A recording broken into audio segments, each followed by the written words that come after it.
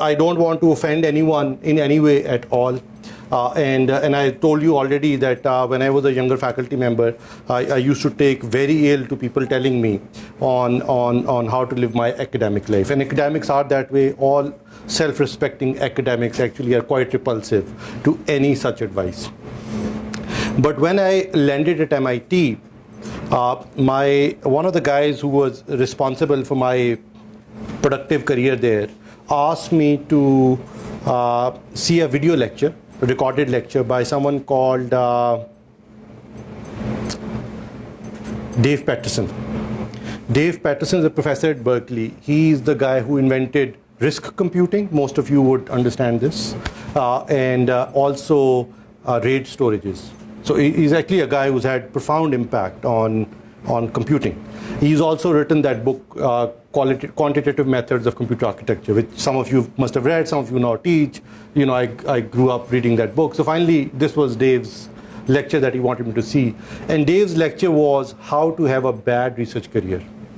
Okay, and that's it was sort of, he figured it out. You know, clearly faculty and students at Berkeley also have big egos, so he didn't want to tread on them. So it was a funny talk in his way to basically tell people on how to do great research. And the title of the talk is How to Have Bad Research Career. So my duty was to look at that talk, plagiarize it, make my own talk out of it so that I can give it to incoming good grad students at MIT, which I used to do. I've done this for 3 years there. And even though I can't give that entire talk here, this audience is far more sophisticated for that kind of talk. But here's my 2 bits about a life as an academic. I think your classroom is really your theater. That's where you inspire students. You can almost develop a cult following, and I know people who've developed cult followings in their life just by being a theatrical, great professor in a classroom. So you must do that, and that's the value that you get out of that. You get an opportunity in front of very impressionable minds to be funny, to be articulate, you know, to be inspirational. And that's what a great lecturer is. You're certainly imparting some knowledge also in that classroom, but these are the 3 most important aspects. You have to be funny, you have to be articulate, and you have to be inspirational, in that order almost. In fact, when I was preparing for my first lecture to be given at Cambridge, I think, my advisor told me, have you thought of 3 jokes that you want to tell in the class? I said, no. He said, memorize those 3 jokes. The rest of it will take care of itself. And he was spot on. I don't do any talk, any lecture without knowing the 3 jokes that I'm going to tell in that session. So I think it's actually really important. And it's quite subtle also, but very important to be able to be funny in a classroom, to be able to articulate your thoughts well, and then to be inspirational. The rest of it always takes care of itself. You didn't get this far without being technically competent. So that part, no one needs to worry about anymore. Okay. So those are the 3 things that you need to do in a class. And if you do it well, you will develop a cult following almost of students who would want to work day and night on problems that are of interest to you, that are of interest to the society. And that's how you advance your career. Which brings me to the next issue, that the utility of a classroom for someone like me, and this is a very selfish view, is essentially to harvest, to cultivate, and to extract good minds to come and work on research problems that are important for me. Okay. And you know, we had this joke at MIT where we said that you teach a course just so that you can keep a job, so that you can do research. Okay. And that's the view of a research university. This is that university. I've never spoken to any one of you about how well or poorly you teach. That takes care of itself. I do get your reviews, and occasionally we talk, and we talk about things that you could do to be more likable in a classroom, and that's essentially all there is to it. But I do talk to you about research. And in research also, and it's unfortunate, as the world moved from the European model of research, started Germany, spill over in Britain, and so on and so forth, where it was all about independent scholarship and about substantial research output, to the more mechanized tenure track American model, people started gaming the academic system. I typically never talk about this, but that's the honest truth. You will get very few people articulate it the way I am, because it's not a popular view. But what has happened in academics, as we've started conferences and journals and really have made rules around tenure and who can get tenure and what should be output of a tenure track professor, etc., etc. This system has become very open to gaming. There are communities that publish on seemingly hot topics that are sort of the flavor of the month or become a fad or a bandwagon on which you hop on, who cite each other. You could really meet academics who've had 500 publications. I've met such academics, thousands of citations, but have essentially never moved the needle on any impact in the real world. So that's really serious. That is a problem that ails sort of this new model of research that has emerged from this. The reason the world continues to still move on is because they still have Stanfords and MITs and Berkeleys, where clearly they're open to that gaming, but they try and shut down all these doors. So when I went to MIT, the guy who was assigned to talking to me about doing good research said, I hope you will not end up doing bit twiddling research.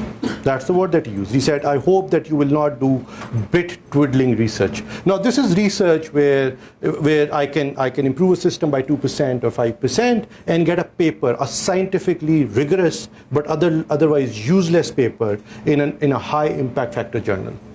That's the gaming of the system.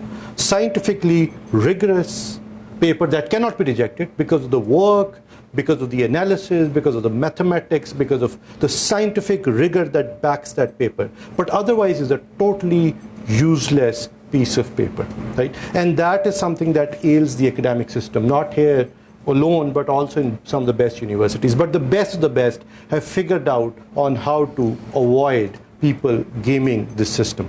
Now, the reason I mention this is because this country is certainly very prone to gaming of the system. And nothing pains me more than see people who come back to this country and get absorbed in this game, where we continue to publish rubbish output, academic output, in the hopes of trying to advance our careers, pad our CV, and so on and so forth. The professor that I'm talking about at MIT, who said, I hope that you won't do bit twiddling research, also happened to be the chair of the tenure committee at the Electrical Engineering and Computer Science department. And I used to be Chota, who would collate and compile results so that he can then make a case for someone to get tenured or not. So I would sit there in the corner of his office and would make Excel sheets on how many publications and what impact factors and how many citations and this crap and that. And one day he turned around and I was trying to argue for a professor and who I really liked, and said, here is a professor, he's published in all the top conferences and journals in those computer networks in his field, and he has all these citations and he has all this great work that he's done. He must get tenured. And he said, Umer, you must always know that the tenure committees can read as well as count, right? So don't just assume that we are going to just count the number of publications and count the number of citations. We are quite capable of reading the papers also, right? And that's a very important thing to internalize, to something that you hold dear to you. In Pakistan, there is no gatekeeping. There can't be any gatekeeping. Whatever best we could find in Pakistan, a large number of them happen to be in this room. Right? And you know how selective we are in attracting people to this university. Right? We define whatever bar we'll define. Even if we did not define it, we'll still be doing better than all the universities in Pakistan. But it is largely up to us to make sure that the academics that we show we show a lot of respect to our academic output. Whatever we publish is certainly scientifically rigorous, is good science, but also has real impact, solves a real problem, a problem that's big enough for you to devote a certain time in your life to solve it, which is the most precious commodity that you have at your disposal. You're all brilliant. You all have great academic careers. You are all capable of publishing great papers. The only question is, are you spending your life well or not. And I've seen a lot of people after talks like this bail out of academic careers also and sort of move to Google's and Microsoft's or start companies and say, this is all bogus stuff. I am not doing this anymore. I'm going to go out, strike on my own, and do great stuff in life. Because once you look back, and you could really summarize someone's entire academic career in maybe 1, 2, or 3 papers that they've published. I've just summarized Dave Patterson's entire bloody academic career in 2 papers that he published. One was risk computing, the other was RAID. And this happened 30 years ago. Right? And he's a professor at Berkeley. So this really has to be something that you keep close to you. You keep dear to your principles on how to do great research, how to build a great academic career, because that's something that you can only do yourselves. No one can tell you, no one can teach you, no one can police this. This system is very open to gaming. Okay, so that's my advice, so to speak. That's also a principle that I live by. I decided about 5-10 years ago, maybe 10 years ago, that I will not write a research paper unless something that I do is used by 10,000 people. Now that's a difficult goal to set for oneself, but I don't publish unless that assumption is true. Now it has served me well. I'm a systems guy, so I can choose to live that way. There are people who are brilliant theoretical computer scientists and brilliant mathematicians and brilliant management people in this audience. So I don't know what that number is going to be for you. That number is so dear to me that last time I was traveling to US and I met with 2 professors whose tenure letters I had written and saw potential of wanting to do great things. One of whom eventually moved from Berkeley to another university on the East Coast. And I broached this idea. Is Ali Agha here? And I broached this subject with them, and Ali has certainly been a recipient of this idea also, that we should start a 10K conference in computer science. A 10K conference would be only systems that have been used by 10,000 people should bother writing a paper for this venue. Ali and I have spoken about this. I will be lobbying for this again in my trip to US, as I did in my last one. I think we'll make it happen. We'll do a 10K conference in computer science where systems that have been used by 10,000 people, only those systems are eligible to get published here. But that's a very systems, provincial, myopic view of my world. Your world is different. There are economists here, there are people in management, there are people do electrical engineering, theoretical, hardcore, seriously theoretical work. I don't know what that measure for you is going to be. But that would have to come from within.